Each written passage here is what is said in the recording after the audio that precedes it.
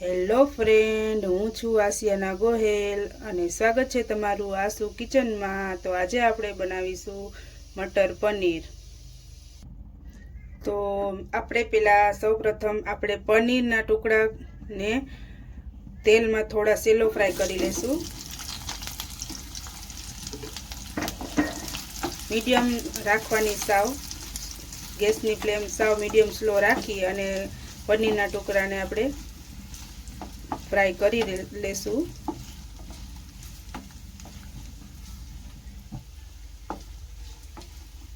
5 થી 10 મિનિટ થશે ફ્રાય થતા, 5 મિનિટમાં તો થઈ જ જશે।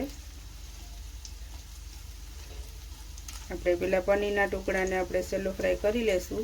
થોડું તેલ નાખી, મેં 2 ચમચી તેલ, 2-2.5 ચમચી તેલ નાખી ને થોડી વાર એને સેલો ફ્રાય કરી લેશું આપણે પનીરના ટુકડાને।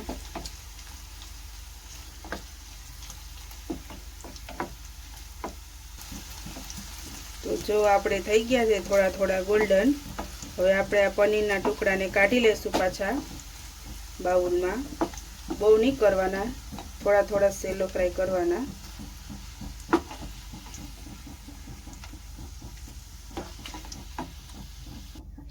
તો જો પનીર આવા ગોલ્ડન બ્રાઉન થઈ ગયા છે। હવે તેને છે ને ગરમ પાણીમાં, થોડું ગરમ પાણીમાં થોડુંક મીઠું નાખી અને એમાં નાખી દેવાના, એટલે પનીર છે ને સોફ્ટ રહે। આપણે થોડું ગરમ પાણી લઈ અને એમાં મીઠું સેજ નાખી અને એમાં નાખી દઈશું આપણે પનીર। તો હવે આપણે છે ને આપણે મટર પનીરની ગ્રેવી બનાવીશું। તો પહેલાં આપણે નાખશું ડુંગળી,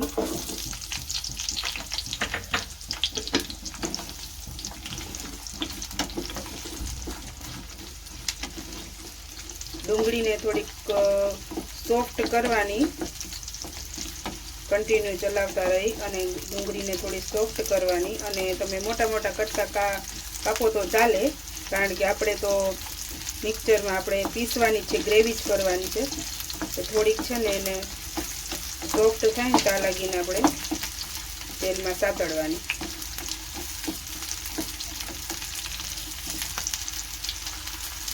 તો હવે આપણી જો થઈ ગઈ છે થોડીક સોફ્ટ ડુંગળી।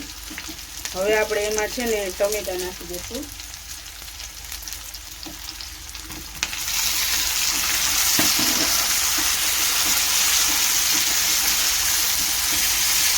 ટમેટા નાખ્યા પછી હવે આપણે છે ને એમાં થોડું મીઠું નાખી દઈશું।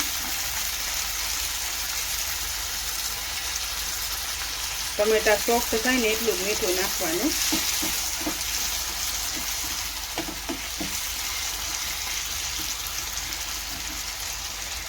હવે આપણે એમાં આદુ લસણની પેસ્ટ નાખી દઈશું।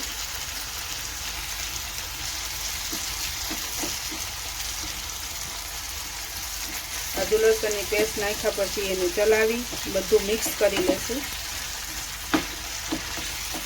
આમાં પછી આપણે હજી ગ્રેવી કરવાની છે, બધું બરાબર મિક્સ કરી લેવાનું। અને પછી હવે એમાં આપણે 2 તીખી મરચી નાખીશું। 2 તીખી મરચી તમારા સ્વાદ પ્રમાણે, તમારે તીખું જેટલું ખાતા હોય તે પ્રમાણે નાખવાનું। પછી આપણે લાલ મરચું પણ પાછું આપણે નાખીએ એટલે પછી જાજુ તીખું થઈ જાય, એટલે જેટલું તમે તીખું ખાતા હોય એ પ્રમાણે નાખવાનું। તો જો આપણી ડુંગળી, ટમેટા અને મરચાં ને બધું છે ને મસ્ત સોફ્ટ થઈ ગયું છે। હવે આપણે એની ગ્રેવી કરી લેશું, થોડી વાર ઠરવા દેશું, ઠરી જાય પછી આપણે એની ગ્રેવી કરી લેશું। તો ચાલો આપણે હવે એની ગ્રેવી કરી લઈએ। તો હવે આપણે મટર પનીરના શાકને આપણે વઘારશું। તો પહેલાં ઓઇલ લઈ લઈએ। ઓઇલ તમારે પ્રમાણમાં લેવાનું।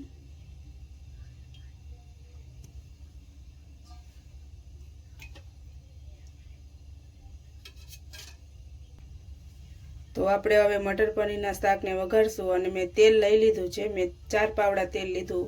તમે જેવી રીતે ખાતા હોય વધારે તેલવાળું, અમને વધારે તેલવાળું જોઈએ એટલે મેં 4 પાવડા તેલ લીધું છે।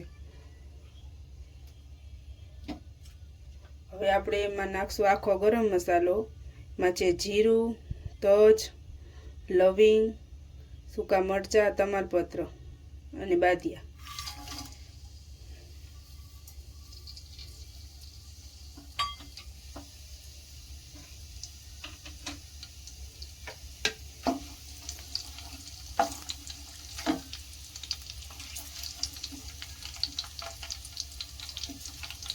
હવે આપણે એમાં ગ્રેવી બનાવી હતી ને ગ્રેવી નાખી દઈશું.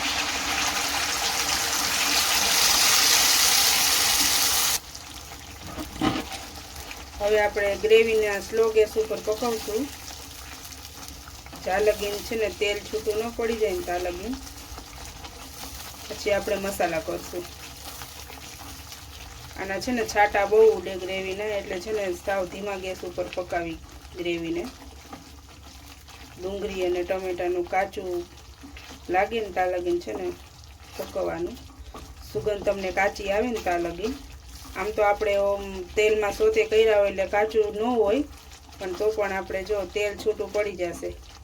જેમ આપણે ગ્રેવીને હલાવતા જશું ને તેલ છૂટું પડશે. કન્ટિન્યુ ચલાવતા જવાનું, એટલે નીચે તળિયામાં બેસે નહીં. ને ગેસને સાવ ધીમો રાખવાનો. ને તમે ઢાંકણ માથે ઢાંકીને પણ ગ્રેવી પકાવી શકો. બહુ મસ્ત થાય છે મટર પનીરનું શાક. એકવાર જરૂરથી ટ્રાય કરજો તમે પણ ઘરે. વટાણાની સિઝન છે બહુ જ, એટલે એકવાર જરૂર ટ્રાય કરજો. મટર પનીરની સબ્જી બહુ સરસ થાય છે.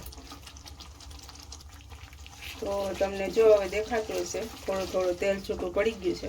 તો હવે આપણે એમાં મસાલા કરી લઈશું. તો પહેલાં આપણે નાખશું લાલ મરચું પાવડર. તમારે જેટલી તીખાશ જોવે એટલું લાલ મરચું નાખવાનું. ધાણા જીરું, હળદર,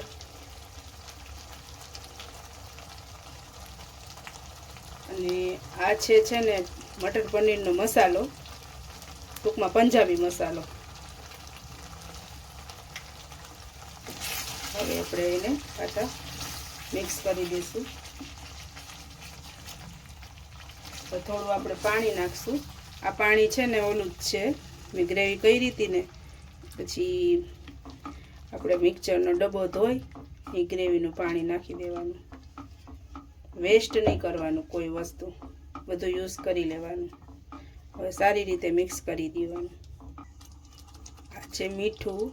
મીઠું તો હું થોડુંક જ નાખીશ, કારણ કે મેં છે ને બાફવામાં, વટાણા બાફવામાં નાખ્યું છે, ગ્રેવીમાં નાખ્યું છે, એટલે પછી ઝાઝું મીઠું થઈ જશે. એટલે મીઠું તમારા ટેસ્ટ પ્રમાણે નાખો ચાખીને. તો આપણે આ ગ્રેવીને કન્ટિન્યુ ચલાવતા જઈએ અને પકાવવાની. ગ્રેવીને પકાવવી ખૂબ જરૂરી છે. ગ્રેવી પાકેલી હોય ને તો શાકમાં સારો એવો સ્વાદ આવે, નહીંતર પછી બધું કાચું કાચું લાગે. એટલે ગ્રેવીને બહુ જ મસ્ત રીતે પકાવી ધીમા ગેસ ઉપર. તેલ છૂટું ના પડી જાય ને ત્યારે ગ્રેવી પકાવવાની. મસ્ત રીતે ગ્રેવીને પકાવી લેવાની. તો આપણી ગ્રેવી થઈ ગઈ છે. હવે આપણે એમાં વટાણા નાખી દઈશું. વટાણા છે ને મેં વટાણાને છે મેં પાણીમાં બાફી લીધા છે. એક થોડુંક મીઠું નાખી અને વટાણા બાફી લેવાના. બાફી અને હવે આમાં મિક્સ કરી દેવાના વટાણાને. થોડી વાર અને વટાણાને છે ને ગ્રેવીમાં પકાવવાના.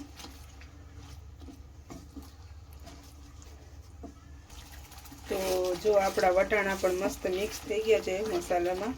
હવે આપણે નાખશું લાસ્ટમાં પનીર. હવે આપણે પનીરના ટુકડા નાખી દઈશું.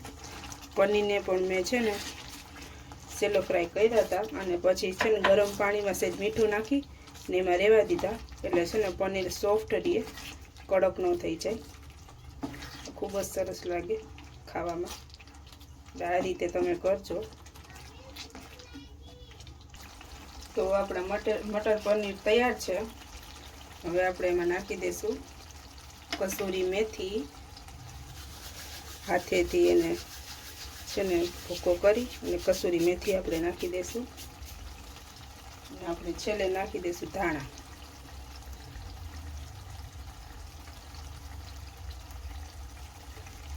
ધાણા નાખી એકવાર હલાવી લઈશું. તો તૈયાર છે આપણા મટર પનીર. તો ચાલો બધા મટર પનીર જમવા. અને તમે ગરમ ગરમ રોટલી પરોઠા કે અને ભાત સાથે ખાઈ શકો. અને એકવાર જરૂરથી ટ્રાય કરજો.